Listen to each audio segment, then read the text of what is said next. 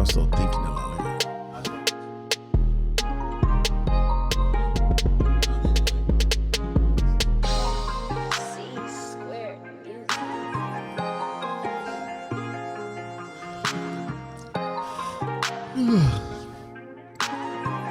Peace. What's up, guys? I'm Joe Vargas. Today, sorry. I'm fucked up right now. See, I had discombobulated, dog. Mm-hmm. I'm Joe Vargas. This to my left is Maggie Duarte. What's up, Mags? What's up?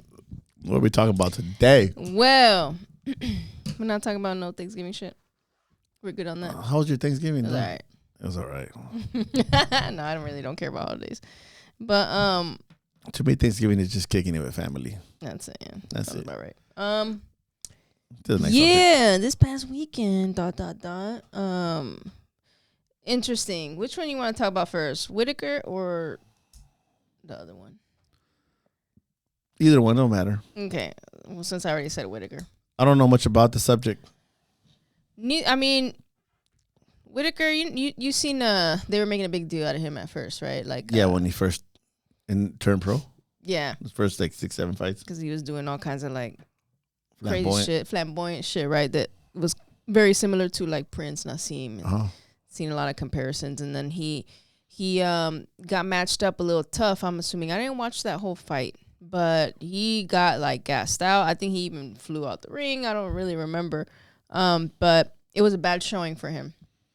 And I don't know if he took some time off or whatever. Had a comeback fight. He did all right, and then I think he had this fight, which was his first fight with Matchroom with Eddie Hearn. Mm-hmm. So he fought. He got the guy out in a couple rounds, and go to the comments as one does. People were talking about, he's fighting electricians and fighting this and fighting that. Have you guys ever fought an electrician? They're fucking tough. Have you guys fought a carpenter before? Or fucking concrete guys are special. Yeah. So, what do you? I mean, it seems to me like Eddie Hearn wants to build this guy up, and he wants to, do it in a manner that's gonna mold him and not just kind of throw him to the wolves so soon. I mean, a dub's a dub. Right. As long as he's learning, who cares? Yeah.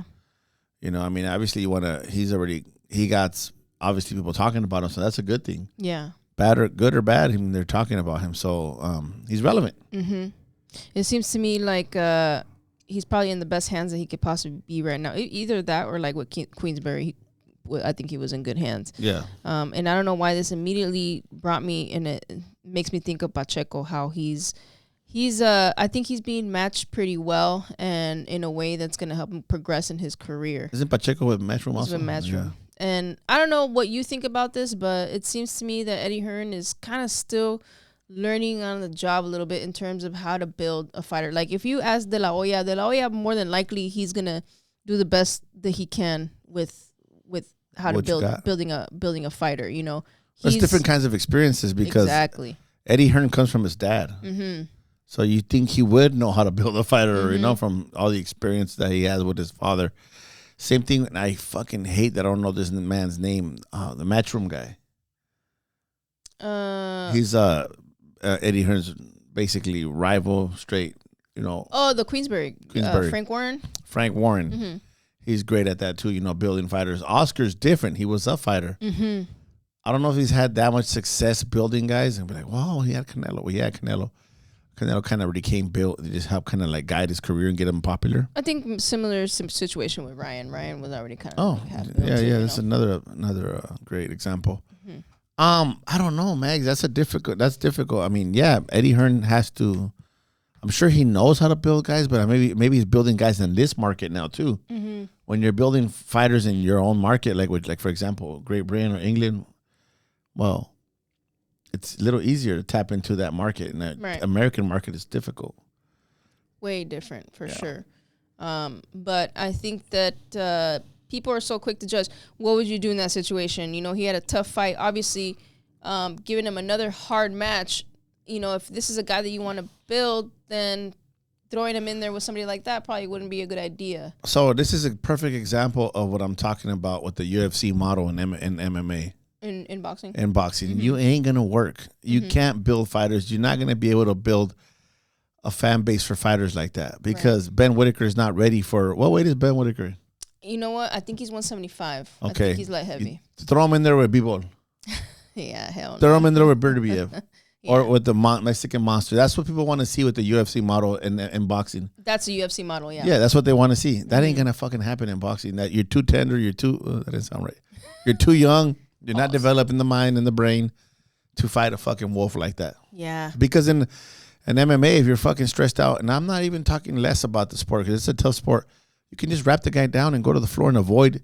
No matter what you do, MMA, boxing, Muay Thai, nobody wants to get punched in the face. Yeah, that's true. Nobody likes it. So, yeah, that's exactly Ben Whittaker. The building him up, making a name for him. He might make something. You get a fan, somebody to cheer for, somebody to look up to. Throw him in the UFC model. You won't talk about him in about 6 months. Yeah. You know, this whole building a fighter is an art. It's very strategic. You got to know and it starts with knowing exactly what you have and being in great communication with everybody who's involved, you know, the whole team. So, being a part of a team, you get to understand that a little bit better. But, you know, people who are just spectators. Fans, which we love. It's it's a little harder to understand, you know. I kind of wish people would. You know, when I learned to appreciate it is when I started to do it. I was like, oh, okay, this is way different. It's not at all what you think. You learn to appreciate it a little bit better and understand. Another guy who this past weekend fought Pacquiao Jr. I don't even know if he's Pacquiao Jr. if he has a different name. He's Pacquiao's son. Anyway, Pacquiao's son.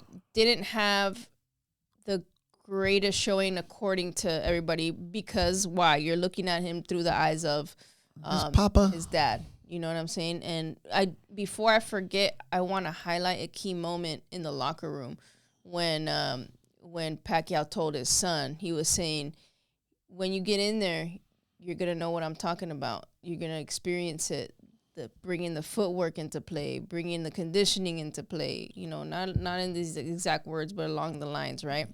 Telling them that you can train, you know, you're not going to know until you're in there, you know, the exhilaration, everything that comes with it. The amateurs is different. Obviously, I think he only had like not even 20 amateur fights, if I'm not mistaken. And this was his pro debut. And I think after that fight, he understood what his dad was talking about, man. I mean, that conversation should have took place somewhere else. Yeah. Not in the locker room before the fight. Yeah. I think that I saw pictures of different people in the locker room, different fighters, managers. It should have just been the commission and the team. It's too much, right? It's too much for him right now. He's too young. He hasn't he's trying to pick up where his dad left off at, and his dad knows that when Pacquiao debuted, he only had like 3-4 people in his corner. He knows that. So, you know, once he started debuted in the U.S., when he ended up beating people and getting a name, then your head, you know, you start understanding you're going to have more people following you, but from the get-go, right? All that unnecessary pressure that Mr. Pacquiao Jr. had. I'm saying that because I don't know his name. And, you know. Said it on the shorts. I'm assuming it's Pacquiao Jr. Yeah, but that's a tough situation to be in. And, you know, and then debuting in Pachanga Casino. Yeah. You know, that motherfucker should take it small, you know, but everybody, let's like we said about Killan. What's the fucking Ali's son's name?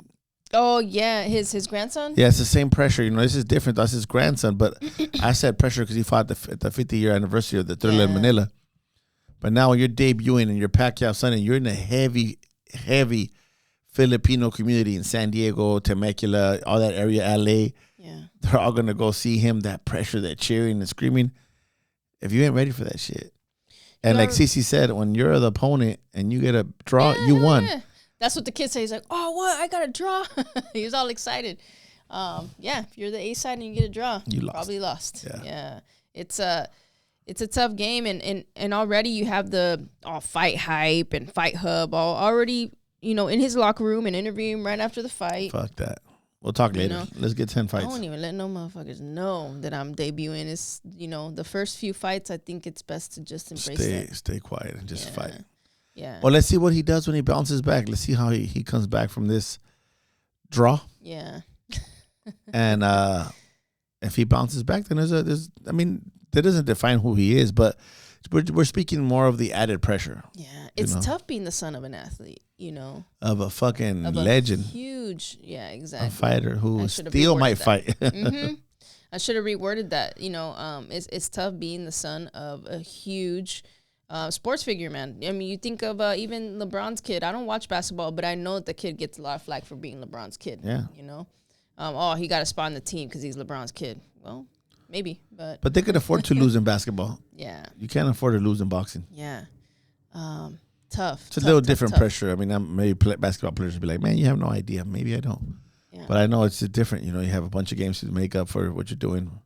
You do get heavily criticized, but the game is absolutely different. The pressure is different. It's way different, And I guess we can segue. I was gonna wait for this one, but we could segue. Another son of a legend, Mosley Jr. is gonna fight against Ramos.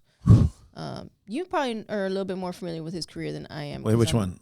Shane Mosley. Well, we're gonna fight him once or twice before it always falls through. Let's see, both these guys, right? Ramos too. Ramos, I had a fighter named Emilio Bojorquez, and we went our different routes, and he got offered to fight with Ramos, and I thought it was a bad idea, and he got annihilated in the first round by Ramos. But Ramos is a good kid, man. Him and his uncle I met them when they were sparring Maurice Hooker. Mm-hmm. Very cool family, laid back, chill, super cool, and I wish him all the success. And Shane Mosley Jr., I mean, we never got to fight him, but yeah, I know who he is, and from the amateur, from local area, Right. And I feel like he doesn't have pressure, even though he carries his dad's name. Mm-hmm. I don't know. I just don't see it. I don't know. Maybe he has pressure, internal pressure that he doesn't talk about because express. But Shane Mosley is kind of like a great fighter, super great fighter, but he's not Manny Pacquiao. Yeah, I agree. Mm-hmm. Because that era, I mean, so many great fighters, but you could arguably say that De La Hoya was, probably overshadowed him a lot. Yeah. And even though Shane beat him, people still talk about Oscar, and Oscar's still signing checks. Yeah, it's that aura shit, man. But I think where do you buy the aura at? Where can you purchase that at? The aura? Yeah, comes in the womb. Does it come with you, or is it something you develop? You know what? That is a great question that I don't want to go on a rant. Thanks, because bud. I will go on a rant. Aura. I wish we had more of it. You got some aura. Thanks, dog. Yeah, whatever. You're welcome. Appreciate that. You got some aura, I would say. You get recognized now when we go out in Publix. But yeah, we have what do you think the outcome of that fight is going to be? Mosley Jr. against Ramos. I don't think that Shane has had the same opponents and quality that Ramos has. I think Ramos at one time was being groomed. Something happened. I don't know if because PBC is falling apart or it's, some kind of something going on at PBC. But there was less interest for Ramos. But I mean, at the end, he should be undefeated. When he fought Lubin, I thought he won. Yeah. But I think Ramos will win the fight, and I think he will win it. Not easy because Shane is a warrior. Tough. So it's gonna be a tough fight, but I'm gonna go with Ramos on this one. I agree. I think that Ramos is going to take it too. I believe this one's at 160. He moved up. He's no longer at 154. Yeah. He did seem kind of too big. He's a big kid. Yeah, he's a big kid. What kind of side burritos are good? You know what? I think so too. But it's not going to be an easy fight. I don't think it's going to be easy. I think Mosley Jr. is going to make him, a run for his money. So, yeah. And on that same card, Janibek versus Lara. The only reason this is even coming up in conversation right now is because it could potentially, set up a fight, a unification with Terrence Crawford. That's a guaranteed win for Crawford. Right? Yeah. Janibek versus Lara. Listen, man, Janibek to me is one great fighter, sharp. Lara to me is a great fighter, sharp, but they're boring. As a boxing fan, that styles make fights. There's some fans out there saying, "You crazy, Coach Joe," or "You crazy, Joe." That's skills, and it is skills. I don't have them. I don't have those kind of skills. I always like fighters that I can relate to. Yeah. Guys who are rugged. The only guy that I like that is in my top 10 that I cannot relate to at all is Sugar Ray Leonard. Because his attributes. These guys, 8%. It's hard for me to watch. It's hard for me to watch guys that don't engage, that step around, move around, step 1, 2, jab, move around, wrap up, and So that fight I'm not excited about. Who would I rather see of those two guys fight? Crawford, Janibek. He's more recognized. I think Lara's I know he's on his way out. He's like 122 years old, no? God damn, for real. He's up there. He's like 40 something, I think. Him and Better Be Ever up there. But you know what? In this sport, you got to be a showman. You think Janibek, he's a little bit more recognized. And I think that's only because he's been reigning at that weight for fucking years, with Top Rank. But it's tough. You have to entertain. And in my opinion, he's like black, whatever. To me, he's a great boxer. Don't get me wrong. But it's just not something that I'm like looking forward to. Oh, hell yeah. Exactly. Janibek. I'm not jumping up to go see that fight.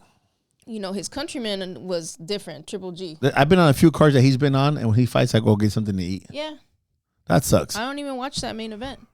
And you can sit wherever you want at that point, you know what I mean? But we faced him one time when we fought him with Christian Olivas. Right. That's right.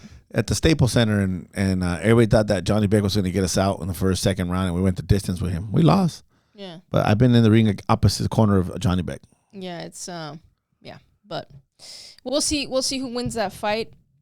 It's really only going to be interesting because, like I said, potential matchup with Terrence in the future. But anyway, also on that card, O'Shaquie Foster against Stephen Fulton, and I kind of hadn't been following this too much, but I found it interesting that Stephen Fulton is going to fight at 130. That's crazy to me. Not long ago, he was fighting Inoue at 122. Then he fought Brandon Figueroa at 126. And now he's jumping up to 130. I think he's jumping up too high now. I think he might have bit off a little bit more than he can chew. With Foster. O'Shaquie's good. Yeah. Foster's a dog. He's gonna. I don't know. I mean, we'll see. Because we thought that David Haney wouldn't carry 147 well, and you saw what he did with that. Know what we're talking about. But the only problem between Devin Haney and Fulton is Fulton's fight got recorded. Yeah, and it really did happen. That loss is on his record. Yeah. So I mean, he got destroyed by Inoue. Yeah, he did. What a highlight reel, man. Yeah. But you know what? I remember telling Janelle, "Oh, he's in because Inoue to me, I hadn't seen him fight nobody. Yeah. I told Janelle, she's a big old Inoue fan, and I'm just like arguing with her. I love arguing with her. And I said, nah, I think Fulton's going to beat his ass. And when he destroyed him, I was like, I didn't know how to walk in the gym, dog. Cover my face. Like a tail. Like I lost a lot of money, dog. Yeah, I lost a lot of money. $2? It was $1. $1. Yeah. Interest. I'm sure you're still recovering from that. Yeah. That's tough. That's tough. See, Janelle. I got next time. Recovery right there. Just saying. Pension plan. The reserves. Crispy. Crispy. But you know what? O'Shaquie, you never know. He bounced back and he fought Brandon Figueroa, which I actually thought that it was gonna be tougher than expected. Yeah. Him, honestly. But beat him. So we'll see what happens at 130. I think that's might be a little too much for him, but I think for Fulton. For Fulton, yeah. I think we can both agree on Foster. We met him once in an elevator, Foster. That's right, huh? Yeah. Touch him on the shoulder once. Touch him on the shoulder. He had a big old chain. But yeah. What was it at? Arizona? Yeah, I remember. With Venado was there too. Yeah. Which I thought that they were gonna face each other. Me too. Yeah. That would have been a good fight. I don't know what's up with Venado, but he's exciting to me. He's super unorthodox. Anyway, main event. You ready? Jake Paul. I don't favorite fighter in the whole wide world. Lamont Roach versus Pitbull Cruz. Where are we at with that? I don't know. I think that Lamont Roach will make not easy work. He's gonna punch in between those, loading up those combinations. Roach is a little dog, and if Roach if Tank and Pitbull had a close fight, and Roach beat Pitbull. He beat oh my God, I'm going drawing blanks. Tank, yeah. I think that styles make fights, and I think he's going to be a little bit more. He's going to be countering him in between punches. I agree. I don't see. I see Roach making adjustments. I don't see Pitbull ever making adjustments. He's one trick pony. Yeah, I agree. So I'm going to go with Roach on this one. I think that Pitbull's best chance is to land something that is very well timed, kind of like he did with Rolly. But Rolly is not Lamont Roach. No. I think Lamont will stay with him a little bit more. Tank is a little bit more evasive, in my opinion. So he's more comfortable on that back foot. But I think Lamont Roach will stand in trade, but also box him a little bit in terms of kind of like turning right in front of him. Yeah. The fight that I'm taking into consideration is Rayo against Pitbull and how Rayo did. I think he did very well. Yeah. That's the fight that Pitbull thought he won. Yeah. I think Lamont will do something. Do you ever think similar. do you think people ever went home and watched it? He's like, oh, he way. I didn't win. Or do you think he's just going to stick to his guns? I think he's the type of person that's just going to stick to his guns, honestly. Which is exactly why he doesn't make any adjustments. Yep. You know? But that's kind of how his personality is, in my opinion. But you know what? I think it'll make for an exciting fight. That's one thing you can always count on this guy, man. He draws the crowd. Even though he's swinging for the fences, some people like that shit, you know? That's what they like Mike Tyson for. It's entertaining. Yep. Yeah, exactly. People rather watch the potential of a knockout, than watching a boxing match. Yeah. My dad used to love watching this kid when he fought Tank. You know, that was his coming out. That was his opportunity. And and it was a loss. Yeah. And he watched the fight against Gamboa. Anyway, he got to the point where he watched him against Rayo. He's like, you know, this kid, he's good, but they need to do something different with him. He's doing the same shit over and over, and he's just, it's not. People are studying your film, dog. Sooner or later, they're gonna have a perfect strategy for you. Yeah, you have to continue to develop in this game. It's like you always constantly developing, sharpening up. You know what I'm saying? So, yeah, it would behoove him. So you got Roach as well. I got Roach. Damn, I couldn't bet you on any fights today. I don't have any more Crispies, so yeah. I'm agreeing with you on everything. I gotta go pick up some Crispies. Anyway, so that's it for the upcoming fights. And there's a hypothetical question that I wanted to ask. Give it to me. Hypothetical. Dámelo. Spell it. I don't know how to spell it. Hypothetical? Yeah. Origins of the word? Origins. What is the root word? Definition? Yeah. Can you use it in a sentence? Use it in a sentence, please. Hypoallergenic. All right. What if there were no rounds in boxing? No, and I'm saying like no breaks in between rounds, like just straight, for example, like you mentioned earlier, 30 minutes straight. What would happen? Oh. Like, what would that be like if there was absolutely no rounds? Who would it suit? Like, who would it benefit? The boxer or the brawler? Yeah. The counter puncher. The counter puncher. The slick fighter. The aggressive power puncher. Yeah, the conditioned vet. Yeah. The young rookie. Yeah. Wow. Like you get for example, you get a 4 rounds, what is that? 12 minutes? Yeah. Your fight would be 12-minute fights. 12-minute fights, yeah. Nonstop. Like, what would that be? Would you reserve your energy, or would you just go balls to the wall? Fuck it, let's go. Go balls to the wall, no. Yeah. Might as well. What the fuck? You gonna chase motherfucker for? Yeah. How different would fights be? Yeah, that'd be a trip. That'd be a trip, huh? What is the last fight that you watched that you liked? Recently? Recently? Yeah, recently. Oh man. All these recent. I can't think of one. Okay. Help me with a couple fights. Hypothetical. Canelo against Crawford. What if there was no breaks? Like it. You didn't like it? No. Okay, fuck. Divino versus what's his name? Robese? Robesi, the first one. I loved it. Well, the first one, he got his leg fucking snapped and shit. Yeah. I loved it. What if there was no breaks? What would have happened? I think Divino would destroy him. Divino would have destroyed him. Yeah, because some guys need that rest in the corner. Yeah. And you can say Robese had the better skills, the better abilities, but if you can tell by the end of the round, Divino was taking over. Yeah. Going like this, yeah. So you can't, it's like, just imagine running, but you can't catch your breath. Fuck. Yeah. Swimming in deep water with no tank. Yeah. So, yeah. Imagine that. That fight would be so different. How cool would that be if somebody developed a league like that? That would be dangerous. That'd be crazy, huh? Because there's no doctor to see the guy in between rounds. You can't see if the guy's eyeballs are fucking dilated.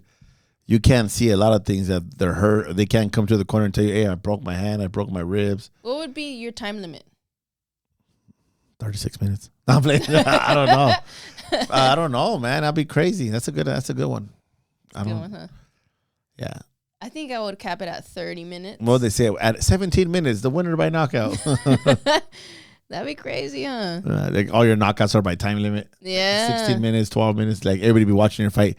At about 15-minute mark, he knocks everybody out. Because think about it, right? You brought this up, like you brought this up in conversation before. How when you're in a school fight, you know what I mean? It lasts like 30 seconds, and you're fucking tired. You're exhausted. You're exhausted. The adrenaline would be significantly different, knowing that you don't have no breaks, that you're in there. We would adapt though, because people adapt to everything, and they would probably play it safer. But it all depends on the dog. It all depends on the fighter, but we have human beings. We have a way of surviving everything. So we'd figure it out. Yeah. That'd be cool though. Fucking roaches.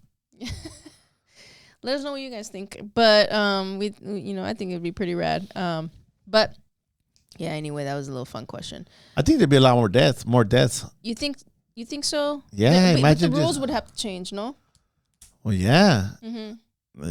Like 3 knockdown rule for sure. In effect, full effect. No water. You get cut, you're gonna be bleeding like a motherfucker. No adrenaline in the cuts. Big old hematoma in the fucking forehead and shit. Like it'd be bad. It would be pretty fucking bad, huh? Yeah. I want to see it. But yeah. So we'll close off with something that you mentioned that I noted down. I jotted down, and we never talked about it, but since we have a little bit of time. You said this quote, and I can't remember who you said it to, but I loved it so much that I had to write it down. And let's see if you remember. El que mucho barca poco aprieta. I don't remember. Let me see. It says, the way you fuck around in training when nobody is looking is the way you'll fight when you're tired. The reason why I like that so much. What did I say that to? I know that one. You said it to Michael now that I remember. One of the say it again. Amateur kids. Say it again. Say it again. What do you say? The way you fuck around in training when nobody is looking is the way you'll fight when you're tired. Remember that, people. And to me, it clicked. It made so much sense because if you notice, if you want to know the habits of a fighter, just tell them to go hit the bag for 5-6 rounds. Without you watching. You act like you're not watching them. Act like you're not watching. You look over and you see 1, 2, 3. Jump around, look in the mirror. I have to look back sometimes. I don't think nobody's even hitting the bag. I'm like. The only one I know is hitting the bag for sure always is Kyle. Yeah. and then the part that bothers me, I'm going off the subject, is motherfuckers hit the bag soft and they want to hit me hard on the mitts. I know you hate that shit too. Yeah. My joints hate it. I can feel them now. But it's absolutely true. The way that you're when you train alone, that's why you have to be very, very self-driven. I don't want to say self-motivated because it's kind of a overused word that's not really understood. But when you have to be very self-driven in this sport because there's a time when you're in there when it's just your voice in your head. And you have to know how to fucking push through those tough. You have to. You know what I'm saying? They have to fuck around right on the bag. Yeah. So and it made so much sense to me because it's true. When you see them just kind of like slacking off, when they get tired, everything just goes out the fucking window. All the fundamentals. That's my second quote, basics. Huh? That's my second quote ever. I'm gonna patent that one too. I have another one. I have to look for it. Yeah. I'll share with you guys next week. Yeah. Yeah. We'll bring that one up. But that one, man, it was awesome. It made so much sense to me. I don't know if it makes sense to anybody else, but I don't have my phone. That's why I can't find the other one. Where's your phone? Adam got it. God. Takes it away from me because I'm always like this. Candy Crush. Candy Crush King. Yeah. But yeah. And you had another question, no, from somebody or a question? No. Just that was it? Just the rounds? Yeah. That was it. I think I had something else. Oh, I do have another one, but I need to word it correctly because it sounds funky right now. So what's right? What is the most dangerous aspect in boxing? Well, there's a lot of in the ring, getting hit in the back of the head. Okay? Yeah. in the ring. To me, it's beyond. I've seen so many fighters lose their career because of that. Yeah. And how do you watch that? Referees. Yeah. Don't give nobody a fucking call them. Take points away. Yeah. You know? Outside the ring, bad weight cuts. Ooh, yeah. Yeah. And I think because they go hand in hand. Up. Yeah, the bad weight cuts with the back head shots in the back of the head. Yeah. No good. I think to a certain extent, weight cuts are getting a little crazy sometimes, man. I think this is why this question came up in my head. Yeah. I just needed to word it, articulate it correctly because boxing is a dangerous sport as a whole, you know. But what do you guys think is dangerous out there, inspiring coaches or young coaches or even veteran coaches and fighters? What do you guys think is dangerous? Sparring hard too often. Well, yeah, I mean, yeah, but that's like being a chef. You got to watch your you know, nothing gets overcooked. Mm-hmm. That's right. Check the temperature on that bitch every 5 minutes. Yeah. But hey, so if you prepared for a fight with no rounds, would you spar for no rounds? Yeah, like what would you do? So for example, right? I don't want to go on this tangent for too long, but I was talking to Kyle about this. Ultra marathoners, guys who run, 30 miles plus, anything over 26 is an ultra, but take into account, like say for example, after over how many? After a marathon, after more than 26.1, that's already like, so if you do like 27. Oh shit, for reals? Yeah. But say you're running a 50 miler, right? Even if you're running a marathon, you are not going to run a marathon before you run a marathon. You're not, the way you train for a marathon, you're not going to run 26 miles to train for that. Gotcha. So for 50 miles, the most you'll probably run is maybe 30. You know what I'm saying? So it's like, it's a mental thing. Yes, it is a mental thing. That's the only thing that came to my head. So it's like, how many would you spar rounds? Would you spar 4-minute rounds? Would you spar 5-minute rounds? You know what I mean? 10-minute rounds. Depending on how many minutes your fight scheduled for, huh? Yeah, exactly. You'll so know. You're gonna fight 30. You're gonna fight 30 minutes. You're gonna be sparring 15 minutes. Mm-hmm. Straight. Get it? You should do that one day. Fuck no. 15 minutes straight. No, I care about my guys too much. She wants to see violence. Oh my God! But yeah, that's about it. That's it for today. Well, thank you guys so much. Please like, subscribe, share. Help us build this thing. Please. We're getting a lot of love. Oh man, I gave my phone to fucking Adam. What happened? I wanted to talk about. It's funny. One comment. Mm-hmm. It's a drill. I'm not gonna go on the rant, but it's a drill that I was showing on some of those videos. Yeah. And the guy says, "I don't think that's such a good idea." Mm-hmm. Right. Yeah. And I click on him, and I just don't see nothing about boxing or fighting on his profile. Right. Sometimes I don't. And I say, well, everybody has different opinions. It's okay. Mm-hmm. Then right under his message, I see Chris Levin's message. Says, I remember me and you talking about this back in the days, and I took it out of my arsenal. Yeah. And he got 800 comments and loves, likes, and I'm like, how come it's always the people that never done shit have the worst comments? And then another comment, David Hay, the former British champion of the world, says, I love your content, coach. Yeah. Or something like in those words, and I'm like, and the guy behind it goes, I don't think it's a good idea. And he has this guy was former world champion. Yeah. The guys that don't, like Eric Kelly had a disagreement with me on social media. Yeah. Eric Kelly's a former badass elite boxer, right? And I commented, he's like, he understood. Yeah. And it happens, but I just like, sometimes I if it's a real fighter like Eric Kelly, I'll message him back. Yeah. But sometimes I look at the people and I'm like, I'm not going to waste my energy on that. Yeah, exactly. And Eric Kelly was one of those guys that out of New York, you can look him up online. And I respect guys like that, and I just answered him. He answered back, and it was cool, I remember thinking one of the first times you encounter that, it's like, peers, the real ones, they wouldn't ever take the time. They wouldn't ever waste energy on something like this, especially like to be negative. If anything, they'll tell you in your face. Yeah. You know what I'm saying? But easier said than done sometimes. Man, you dumb motherfucker. If you were in front of me, you wouldn't be saying half this shit that you're saying, you wouldn't even dare. Exactly. You wouldn't even look my way. I love the comments. If they're bad or good, I like them and I appreciate them, guys. And if they're bad, I usually just laugh and read them, give something to laugh about. And I just like, all right, cool. And like you said, the only thing that makes me feel good is they wouldn't say it in front of me. Yep, exactly. And then the guys that will say it, I'll be like, hey, sorry, dog. Like I played, but I'll be like respectful. Like hey, we all have opinions. I'm not. Every time we post a video, I never say I'm absolutely right. Yeah. I always say this is the way we do it, and there's other ways of doing it. But people always own. that's not the way my coach does it. Did you fucking hear what I said, bro? Like I get it. People have selective hearing. You know what I'm saying? They only hear what confirms whatever the fuck they. How about when you post like a link to the fight and they're like, "Where's the link at?" You're like, "Motherfucker, read it." Remember that happened to us last fight? You're like, what time? It says right above or beneath the link the time. But yeah. On that note, gracias. Thank you very much. Upcoming fights. We already talked about it. Fucking pendejo, dog. I got hit in the head too many times. Way to end it. Ben Whittaker all the way, baby. Yeah, let's go. Yeah, I think the words, but sometimes they don't come out of my mouth no good.